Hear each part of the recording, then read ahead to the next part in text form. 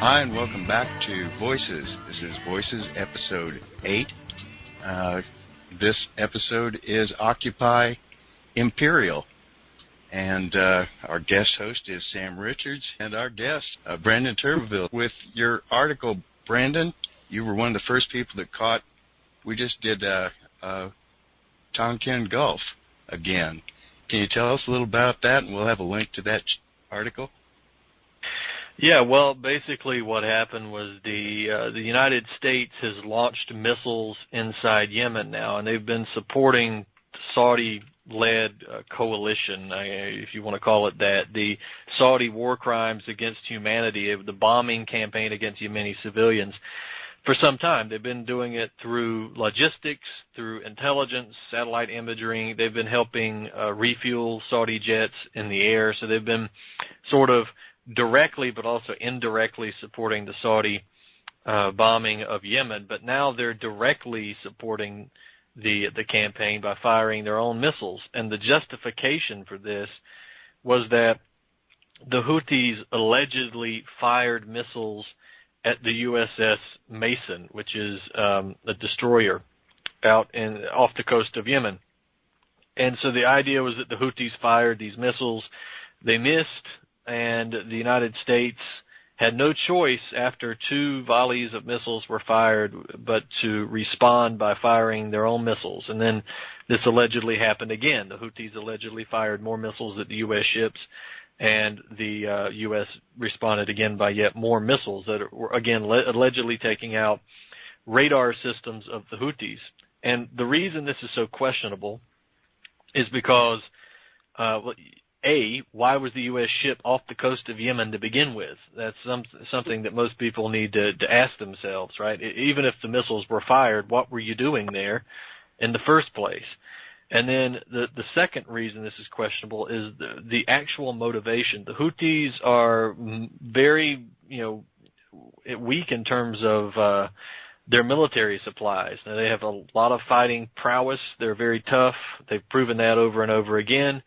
But this is not the quality of a national military. They're fighting the Saudis. They're fighting the United Arab Emirates.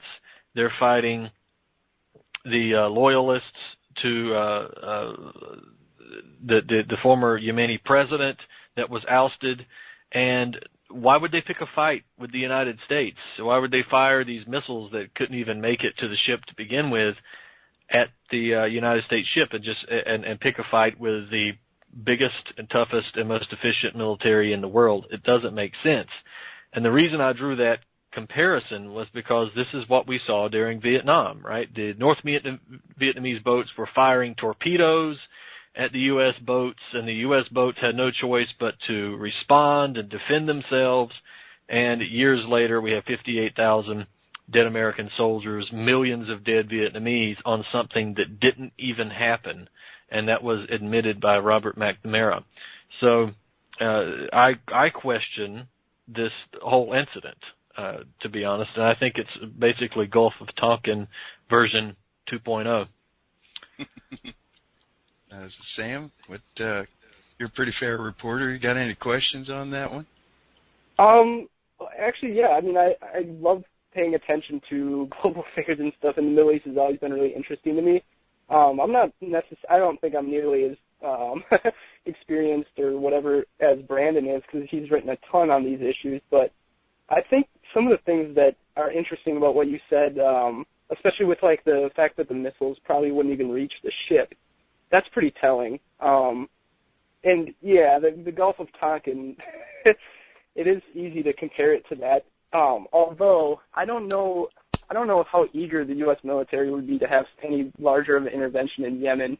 And it's strange. Like, if there is a buildup and there's more pretext like this, and we do kind of see that there is going to be some sort of intervention there, like, boots on the ground or a bigger role in the coalition, it'll be really important to find these events like you found and wrote about with the USS Mason. But I think, honestly, in my opinion, I feel like there would need a lot more pretext than that to step it up, especially with how much controversy there is with the U.S. involvement in Syria and everywhere else, to be honest. We'll be covering Syria here shortly in the next segment. There'll be a link that goes with this, and I don't think I sent it to you guys yet. I just saw it today. I just pulled up History of Yemen, and once again, kind of like going into Iraq and taking civilization to Iraq, there's a contradiction in terms, since Iraq was probably one of the very first world civilizations. Right. Again, with Yemen, they've been a civilization for 3,000 years. They've been a trade civilization for 3,000 years. So it's not like we're messing around with backwards people here. This is a very advanced culture. And again, the tie-in back to imperials is they've been under, in 3,000 years, Lord knows how many different empires. There was a North and South Yemen. Brandon, help me through here, because this is not my area at all. But there was, prior to unification, there was a North and a South Yemen, just not too long ago. And I think you said something about somebody was deposed.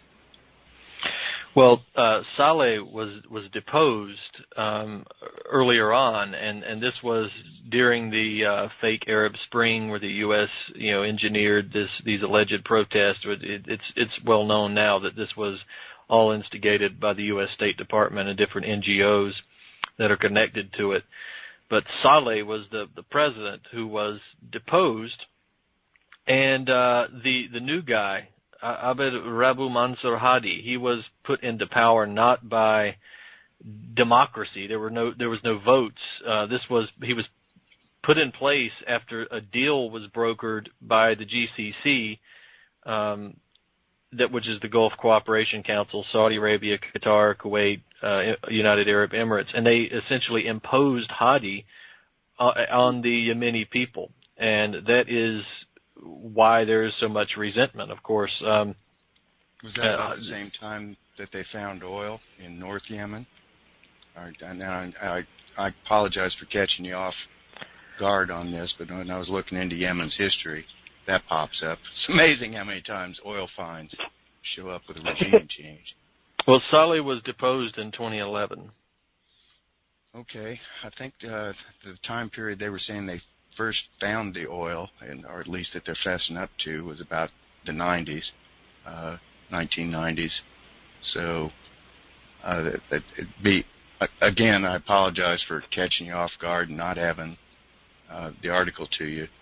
Well, the North and South Yemen thing, back to empires, basically was the Southern Empire was British Empire. There's one from the history books. And the Northern Yemen was basically the Ottoman Empire. So we've got, just in that right there, we've got two different clash of empires. Any thoughts on any of this, guys? We're really past my area of expertise. I've looked up one whole article here. Now you've got the paper tiger empire of the Saudis, right? Who can't even, you can't overthrow a ragtag group of people with sandals and some rifles bought on the black market. They're losing in Yemen, and I think this is why you're starting to see more and more American involvement, because the Saudis just can't get it done. In fact, the Saudis aren't just losing in Yemen, they're losing in Saudi Arabia, because the Houthis have penetrated into Saudi Arabia and have actually overtaken a few military bases and some other territory. I believe at one report it was 10 kilometers into Saudi Arabia. I believe that may be more now. So that's not really being talked about in the media that much. But, I think this is why you're seeing American involvement, because the Saudis are being defeated and they're being humiliated, and they're showing themselves to be a paper tiger. Sam, you mentioned earlier that you didn't think that the U.S. really wants to go in full force into Yemen, and I largely agree. I think they prefer to lead from behind and let the Saudis do it, or let the United Arab Emirates do it. But I think now, when we're seeing the signs that they can't, that's when I think there is the danger for greater American involvement, whether it's missiles, airstrikes, troops, whatever. I think once you see that the people who, the U.S. is trying to lead from behind are losing, then the U.S. has to step up to the plate. That's where I think it becomes very dangerous. And then they would need pretext, so that does make a lot of sense. Actually, you're right, too, that the whole issue of Saudi Arabia kind of slowly failing is totally underreported. I think that's dangerous, too, because they're obviously a pretty strategic partner militarily and everything else for the West. But might be a little bit off subject now, but where Yemen's position is near the Strait of Hormuz, right? Am I pronouncing that right? Yes. And we just on the other side of the strait, there is it used to be an old U.S. drone base, and I believe it's being taken over by like a Chinese logistical facility.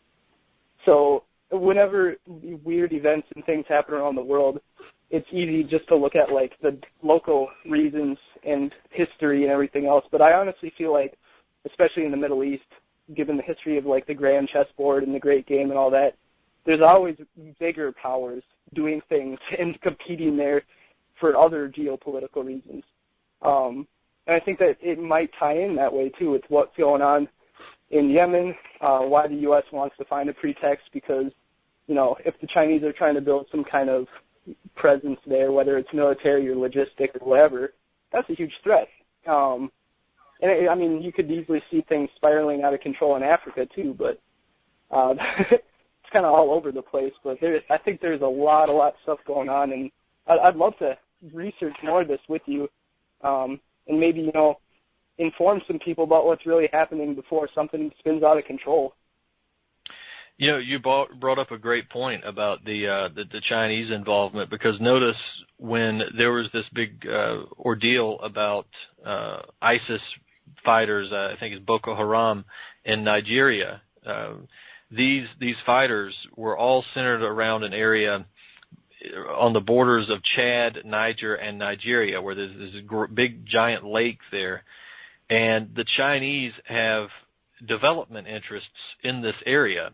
And notably, these forces that are basically part of the Western-backed terrorist coalition, ISIS, it's all the same stuff, and these are controlled by Western countries. This is where they were destabilizing in Africa, right in the area where the Chinese had business interests. So that's something. Yeah, I'm glad you pointed that out.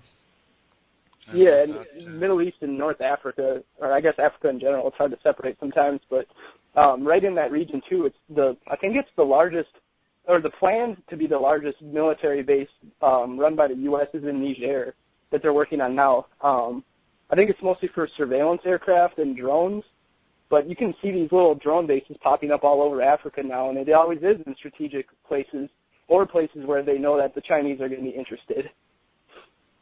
The Tonkin Gulf and the Empire tie in again.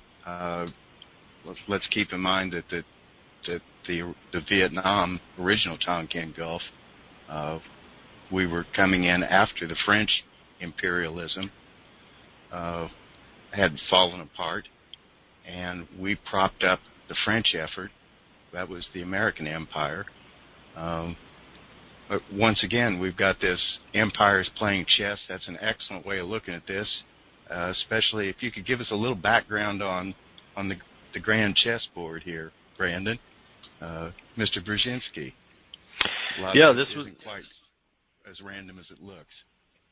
It's not random at all. I mean, he put out a book called The Grand Chessboard, and it's readily available. People can go on Amazon, pick it up, and it's not that expensive. It's really dense, but he covers a lot of information in there. He actually break things down on main players, middle of the road players, and then the people who just get played on. There's the United States and Russia, and then there's France, who's sort of middle of the road now, and then you get countries like what we've been discussing, Yemen, Niger, Chad. These are the people who get taken advantage of. And he talks about, in this book, it's basically what he refers to as U.S. strategic primacy, but I think you can reasonably when he says U.S., I think you can reasonably suggest that this means Anglo-American, sort of Western NATO type of power, because those are all mixed up together. Whenever you're talking about the U.S., the U.K., France, and so forth, even countries like Norway and Germany less so, but definitely part of it.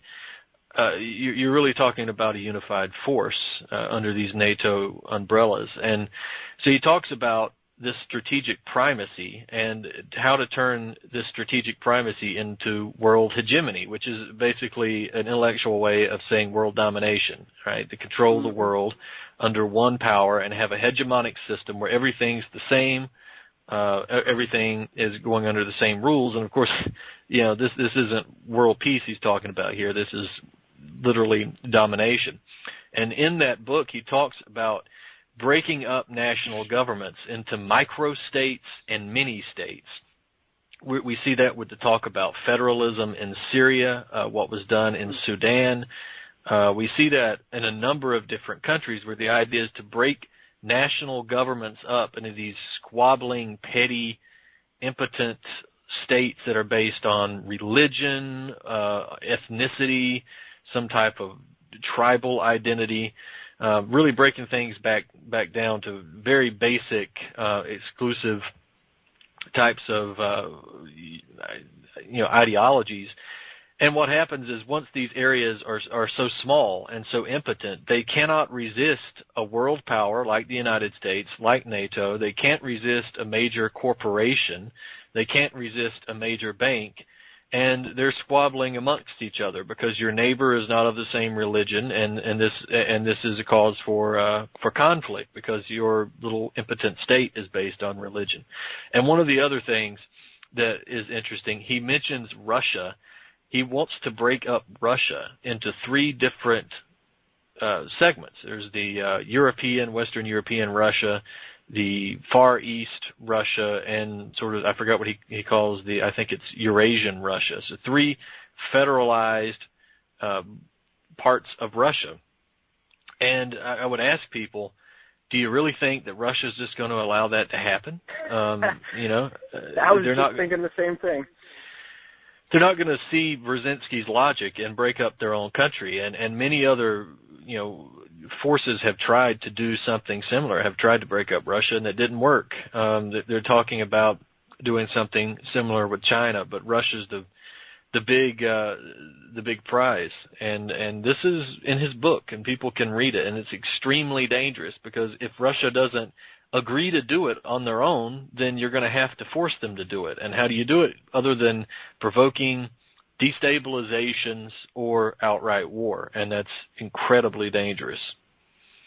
And Brzezinski was an early advisor to the Obama campaign, as I recall. Mm-hmm. We'll try and get a link to it. We'll also get a link to, go ahead. And never forget that he was the architect of Al-Qaeda. This was the guy who created Al-Qaeda under Jimmy Carter when he was the national security advisor.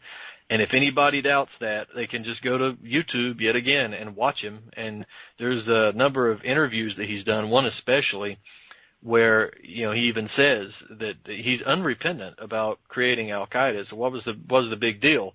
Would you rather have Russia and Afghanistan or some stirred up Muslims out in the middle of the desert? And in fact, he even admitted in this interview that the Mujahideen, aka Al-Qaeda, was not funded as a response to the Russian invasion of Afghanistan. It was created to draw the Russians in. So this was before the Russians even went into Afghanistan. So people can look up that stuff online. It's really available. I had no idea that they were talking about creating it to draw the Russians in. I always kind of just took the service level like they needed a force that they weren't directly involved with, and it looked like it was just local fighters. But that's really interesting and pretty telling too. He actually. I'm sorry, Terry. He actually says we armed them and funded them and created them to draw the Russians in, and that's not a direct quote, but "draw the Russians in" is a direct quote. And they were definitely on the ground inspiring the cause of jihad, and this was on mainstream reports. You can find the clips on YouTube if they don't take them down. Yeah. I think didn't they say officially that they liked the extremists because they thought they were better fighters? Yeah, I think so. And in fact, if you look at there's an early report about this. There's a glowing report on Osama bin Laden and his Mujahideen fighters, right? The Mujahideen are great fighters for freedom and all this stuff, right? And only a few decades later, they're allegedly responsible for terrorist attacks and all of this great evil. Mhm. Chickens coming home to roost. Divide and Conquer. We'll have a link to it, and we'll have also a link to balkanization, some of the toolbox that imperialists have been using for pretty much as long as there's been history. Divide and Conquer at least goes back to Julius Caesar, I believe, was talking about it. So we're back 2,000 years. We're at 21 minutes, 22 minutes. Go ahead, Sam. Oh, I was just going to say, every time I think about why the world is the way it is, you can kind of almost directly trace it back to how empires behave in places where there are people and resources that they want to exploit. I mean, Northern Ireland, Africa, Southeast Asia, the Middle East, it was all like their playgrounds for a long, long time. And I think they did finally realize that if they divide up the countries, sometimes arbitrarily, and you shove one type of people in this spot and another people in the other spot, then they're pretty much going to control themselves and not look at you, the actual oppressor. And it really is an effective way to kind of get a feel for why things are the way they are in the world, I think. This is why we can't have nice things. 22 minutes and 38 seconds into the show, and we need to get into our next segment. Pretty good segue.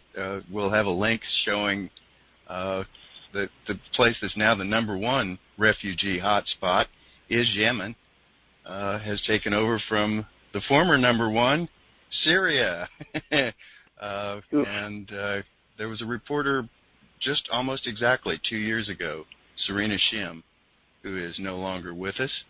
Can somebody help me out? That was 2 years already?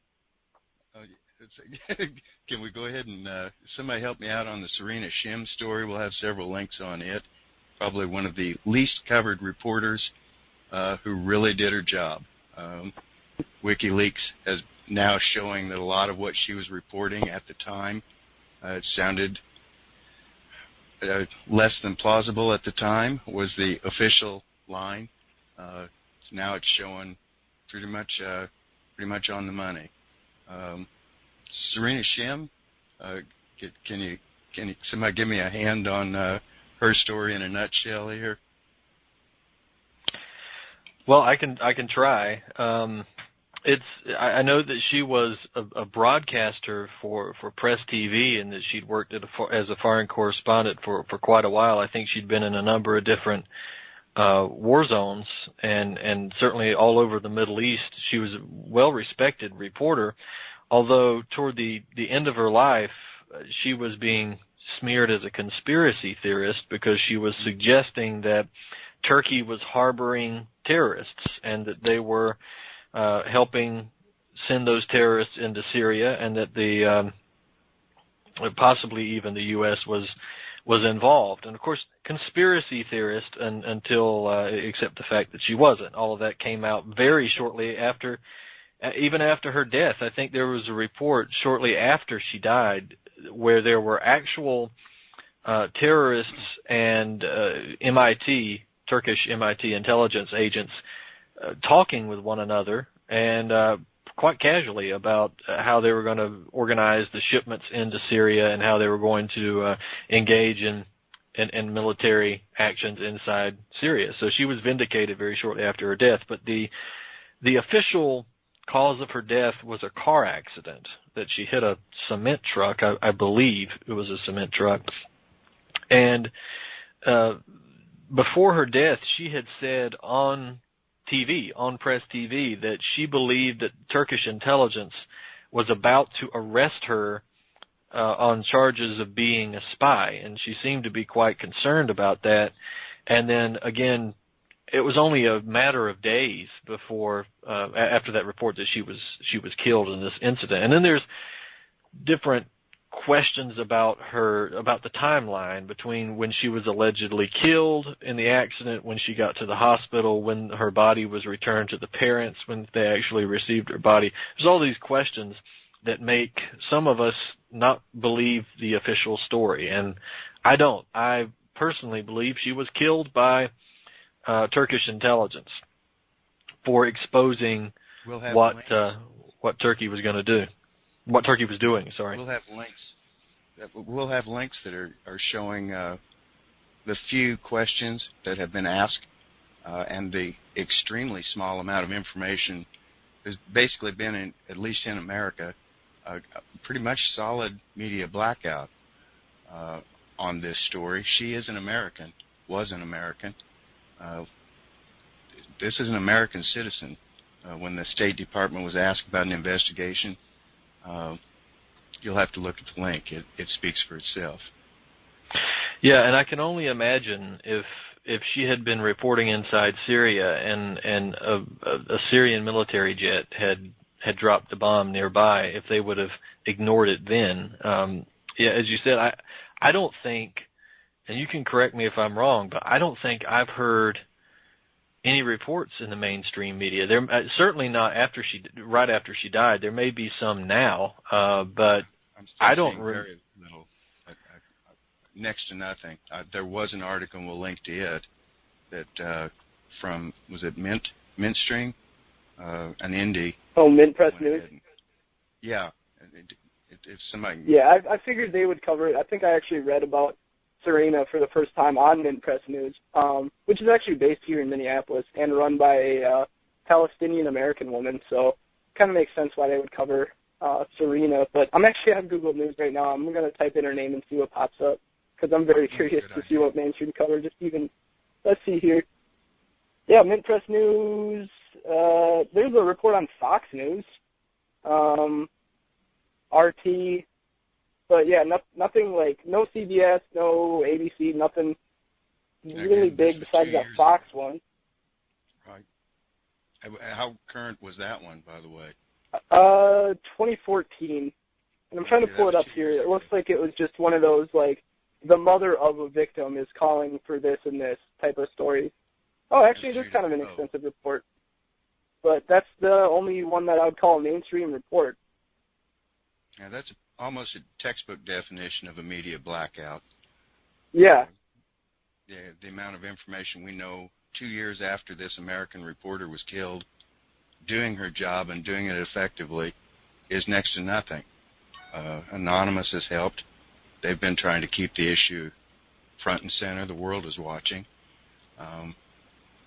Any other thoughts before we're at 28 minutes and we're going to have to move into the second section? Well, I would just say, yeah, 2 years on, and we don't know anything about her death any more than we did before, except that she was right. Mm-hmm. Yes, that's again self-evident. Kind of speaks for itself that this is something that needs to be looked into, and hopefully this is the beginning of reporters taking a look at. It's been open season on reporters for a while. If we don't start making that prohibitively expensive, none of us is going to make it, guys. 29 minutes, 38 seconds. She was killed outside Cobain.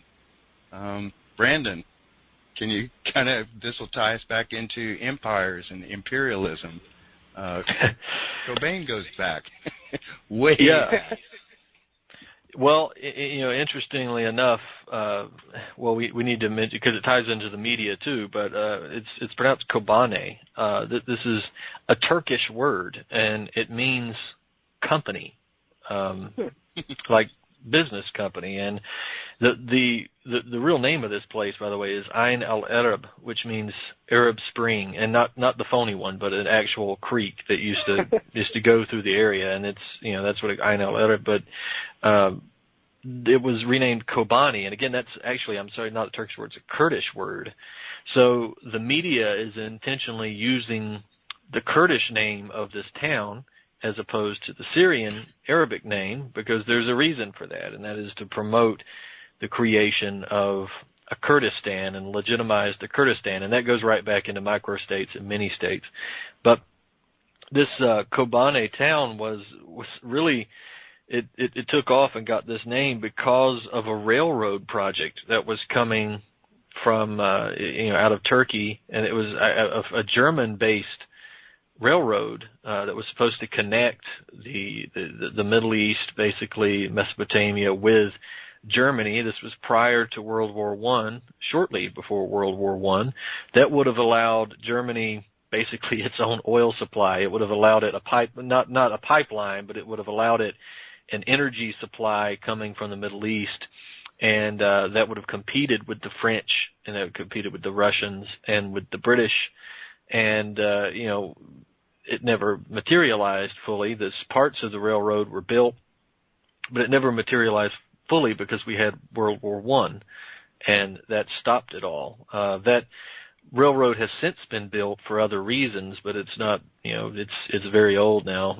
I think the original idea went back to the late 1800s, and it sort of had a major hiccup with the First World War, but that's how the town got its name, and it means company, railroad company, in Kurdish. And that's again, as you mentioned, Terry, that definitely ties back to empire, because this was the glory days of European empire.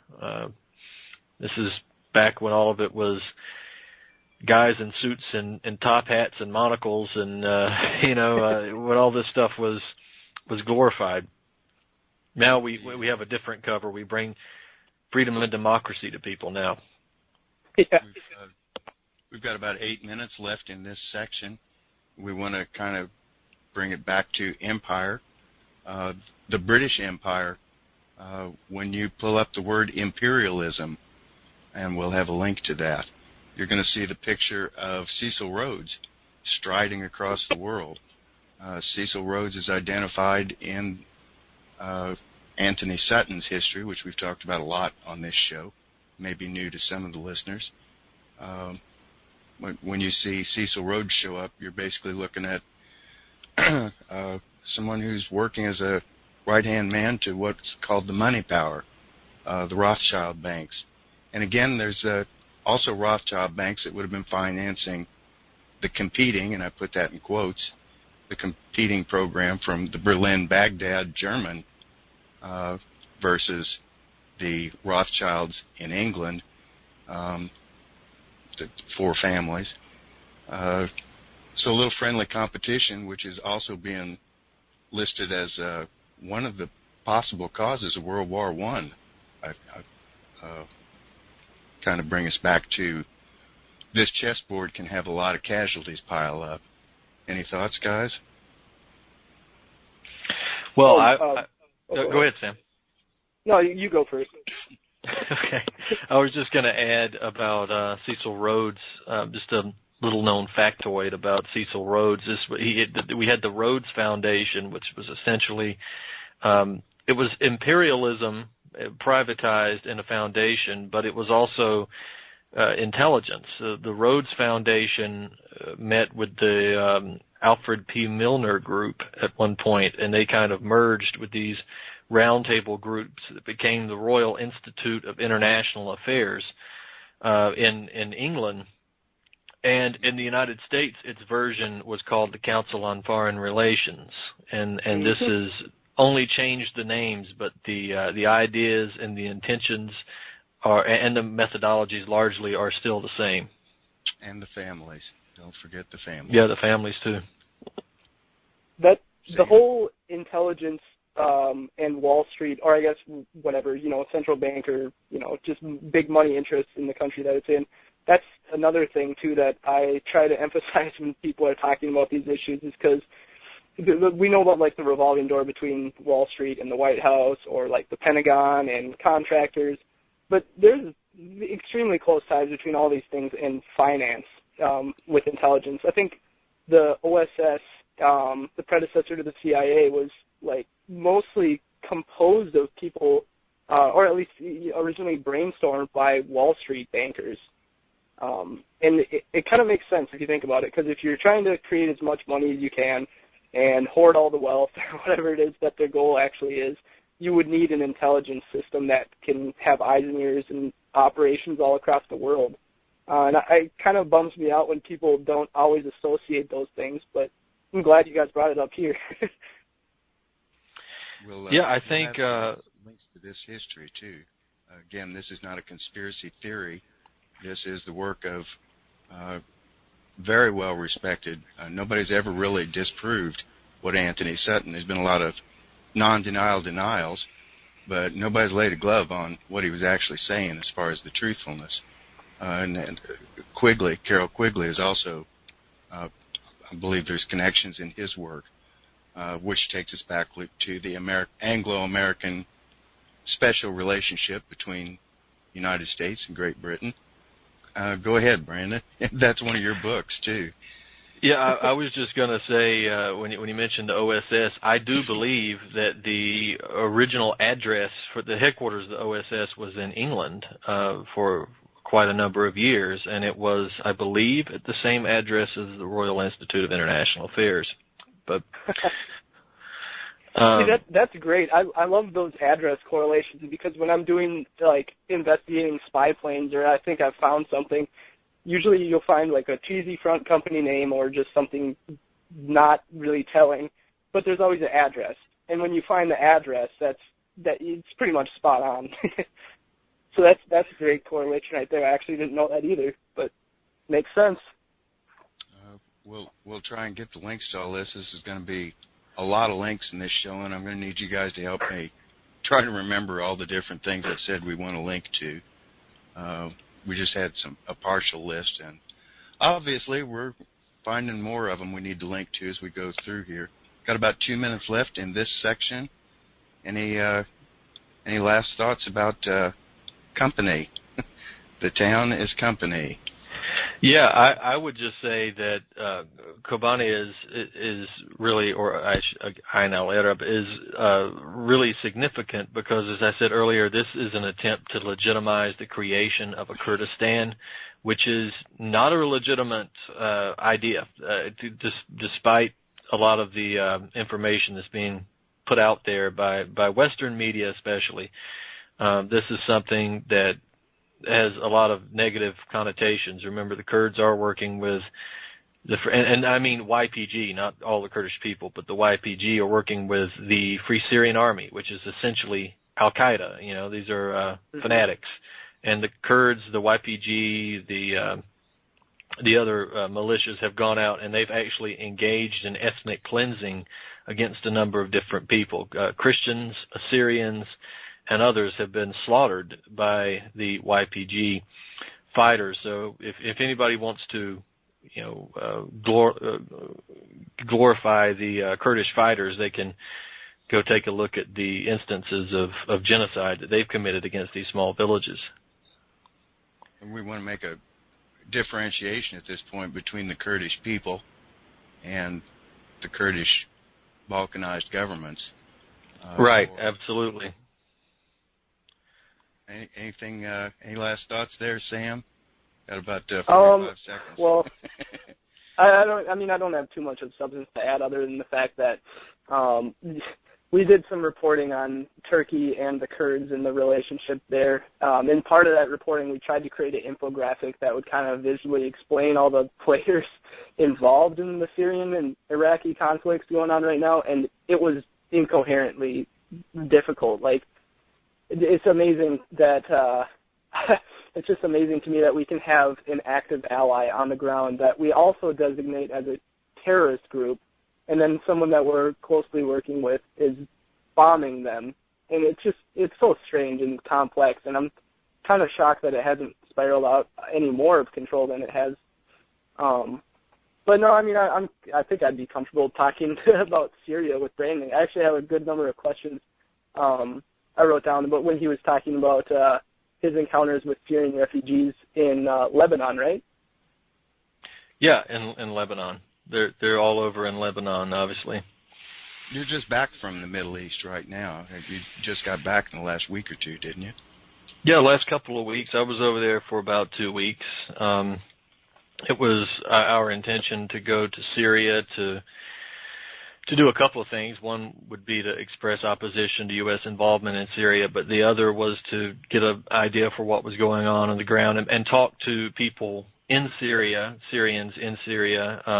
I've done that. I have, sources and so forth, but it's also good to be on the ground in the country too, and just where you can meander and take a look at what's going on for yourself.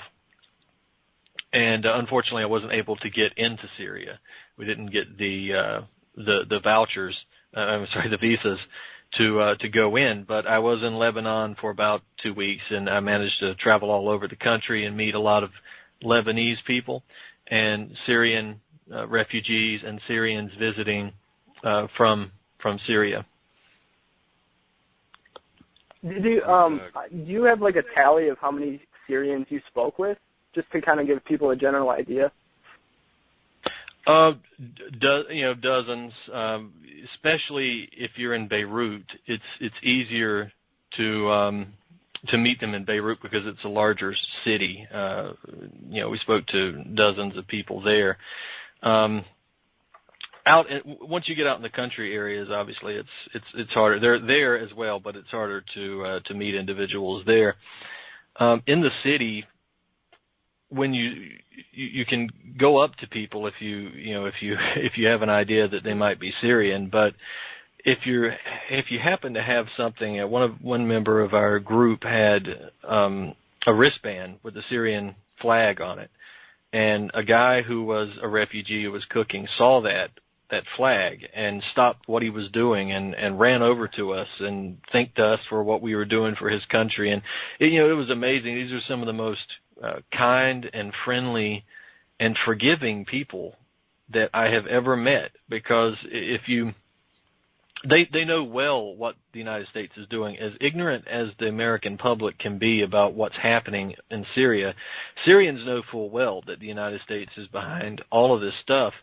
And yet an American that comes over to Syria or to the Middle East is not treated with disgust or hatred or anger. They're treated so kindly, and the people are so friendly and will spend as much time as they can talking to you, or if you don't have an interpreter, they'll try, the Google Translate. You'll hand your phone back and forth, or the, body language and so forth.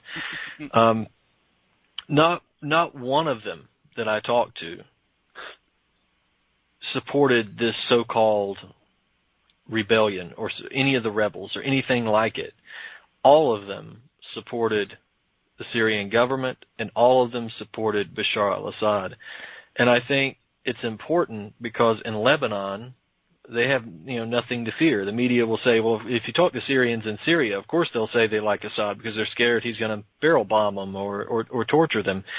Well, that's not the case in Lebanon because Assad can't get over there, and the Syrian military can't track you down and follow you around and listen to everything you're saying. And obviously, they many of them volunteered it to us in terms of that information. Some of them you'd have to ask, and they'd give their opinion. But they're what else can I say? They're free from any fear that they would have of the Syrian government if they're in Lebanon, and they still had this opinion. 100% of them supported the Syrian government, and 100% supported Assad. That is not the perception that we're getting back here in the States by any stretch of the imagination. Not at all. I mean, if I can... Go ahead, please. Oh, sorry, Terry. No, sorry, Terry. No, you finish your thought. Yes, that was what I was hoping I could get a reaction from you out of. The domestic, we've been led to believe he's some kind of a monster. He's won election twice, hasn't he? He is the elected leader of a country, whether we like him or not. I think he won by like 97%, didn't he? It was 93%, and I believe it. And this is one I have to say I believe. There was no indication that these elections were not fair. And if you had that election in 2009, 2010, and he won by 93%, I wouldn't have believed that necessarily. It would have been questionable. But today, I believe 100% that he won by that much. I mean, also look at the opposition that was running. These guys were weak. They were talking about things like corruption. This was their big platform. I think one of them may have had something to do with the environment or something like that. I mean, this is not what Syrians are interested in. Obviously, they want corruption to go away and they care about the environment, but they care a little more about ISIS and Al-Qaeda at this point. And in the Middle East, too, you tend to have this rallying around a personality, too. There's a lot of that. So for him, he's a symbol of the real resistance, right? He has even people who may not have liked him to begin with because they thought maybe, things were moving too slowly in terms of reforms. They're huge fans of Assad now. And if the United States wanted to engender hatred for the Syrian president, this has been a major blow to that plan because he is extremely popular. There are some people will tell you that the problem they have with him is that he's too soft. And in fact, one of his nicknames was Assad the soft-hearted, because they saw him as too soft on these religious extremists. And perception we get in the American media.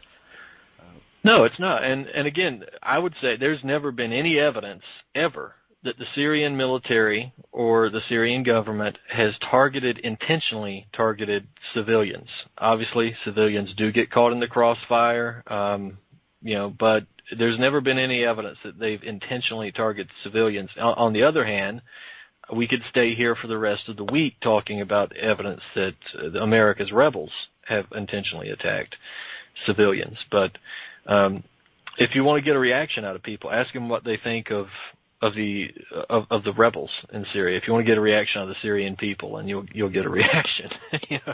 They don't like this rebellion at all. And are you also picking up that a lot of the rebels are not Syrians, that they're coming in from other countries? Yeah, absolutely. Now, there were some Syrians involved in this, but so many of them are coming from Saudi Arabia. They're coming from Libya. In fact, there's a number of articles, even mainstream articles, that are showing the ethnicity and the nationality of the people coming. They're coming from all over the world. In fact, now they're coming from Europe. They're coming from France and Germany and England, too. And coming back, of course. But they are Saudi Arabia and Libya, I believe, might be the biggest number, might hold the biggest number of terrorists. I'd have to look that have come into Syria. I'll have to look. But at one point it was Libya, at one point it was Saudi, and then it may have been somewhere else. I'll have to look at the statistics today. But the majority of these guys are foreign.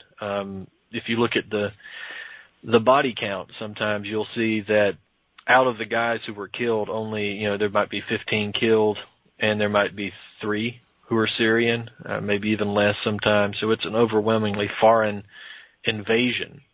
This is the thing that's kind of frustrating when you hear people say things like, well, both parties need to lay down arms and negotiate. Well, this is not really a two-party, this is not a civil war. For one thing, people call this the Syrian Civil War. It's not a Syrian Civil War. It's an invasion of Syria, and that's plain and simple what it is. What else would you call a foreign power using mercenaries to come in and overthrow a government? The American Revolution. We could add in Hessians that were brought in, which is supposed to be part of the beginnings of the Rothschild fortune. That he was making money off of bringing the Hessians into the American Revolution, mercenaries. So again, this empire pattern repeats over and over and over. Bring in the mercenaries. But the big difference too is that the Hessians didn't make up 96% of the rebellion either. So in Syria, they make up the overwhelming majority. I think, too, when you're talking about foreign fighters coming in, it's important to keep in context the fact that a lot of them came from Libya, and they have a lot of weapons that they acquired in that conflict, which goes back to us creating our own enemies and everything else, too, which is a sad trope that keeps coming up in our history. But I was really curious. I actually wrote down a couple of questions after I read your article, if I could ask some of them.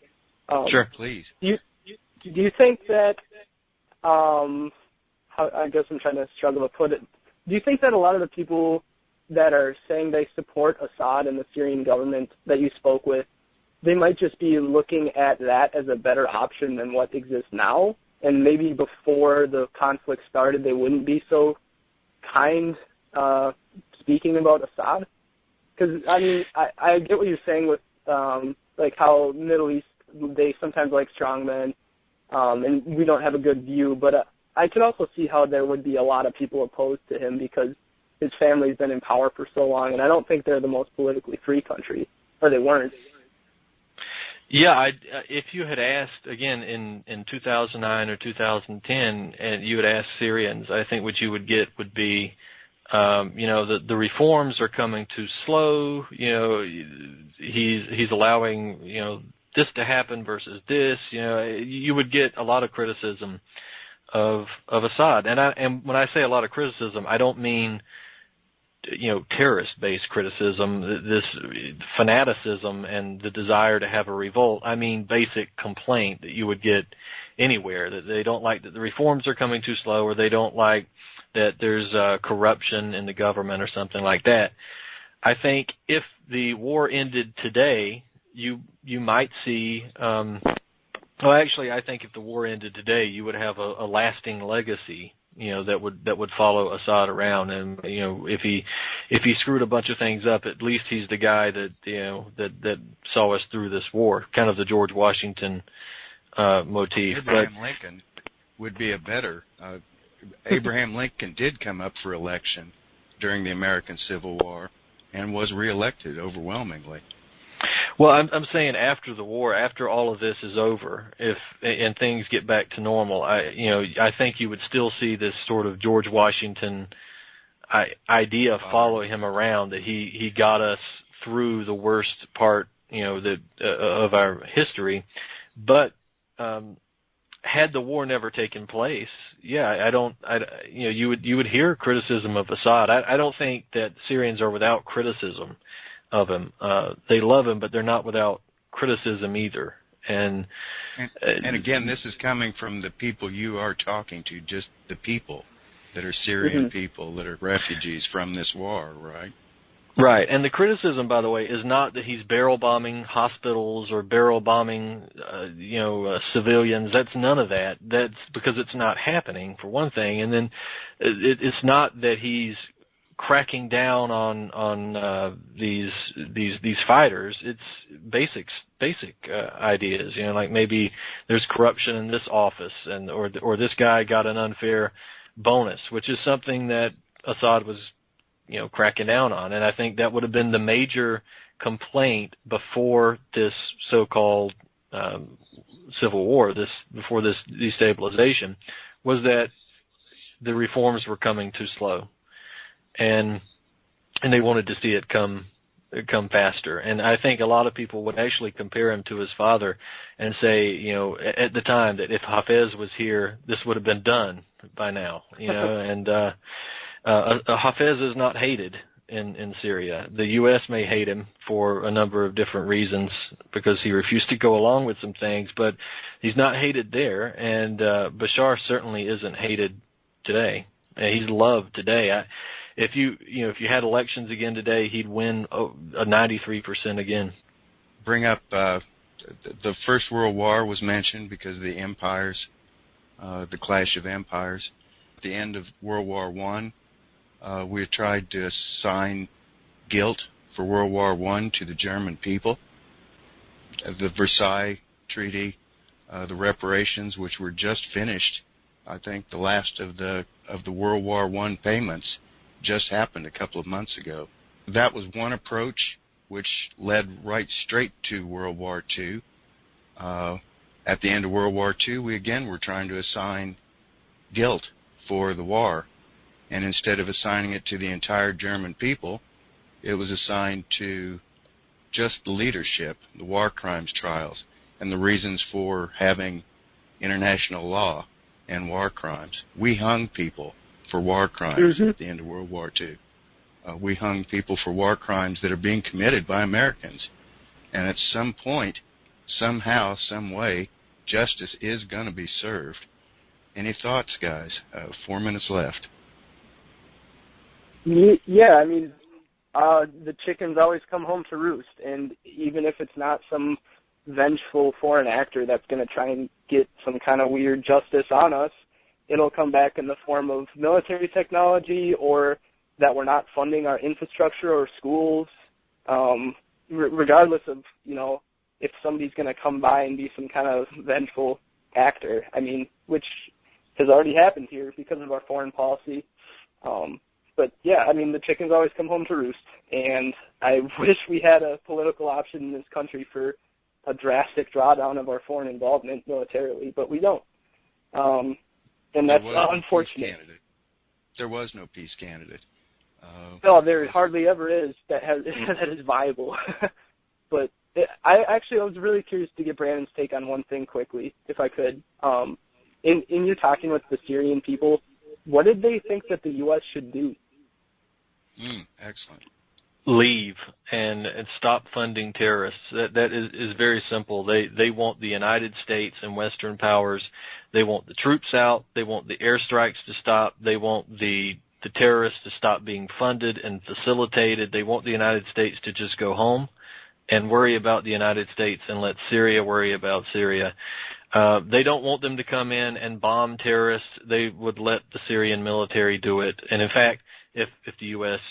would butt out, it wouldn't be very long before the Syrian military wiped them out. So they want the United States to just go home and leave them alone, and to stop funding terrorism. Stop supporting terrorists is the most common phrase that I heard from Syrian people. They're also perplexed as to why the American people aren't out in the streets. That's the other thing that was hard to try to explain and to answer when someone would say, "Why aren't you people upset? We know what's going on. Why aren't you in the streets? Why aren't you demanding that your government stop this?" They don't seem to comprehend why Americans aren't angry and upset.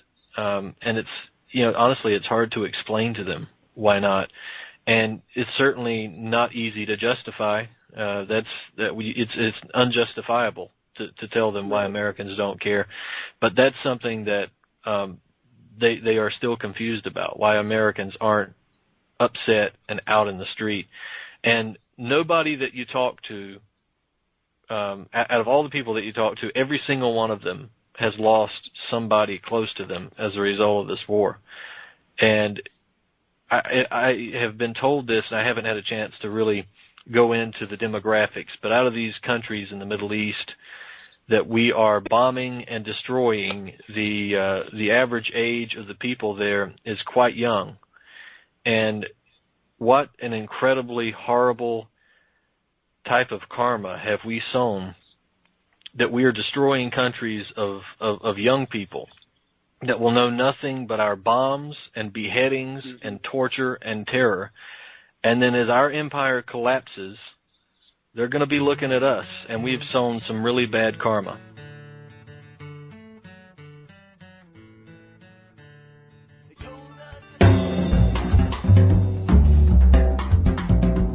My name is S.M. Gibson, and I am the host of Anti-Media Radio on UCY.TV.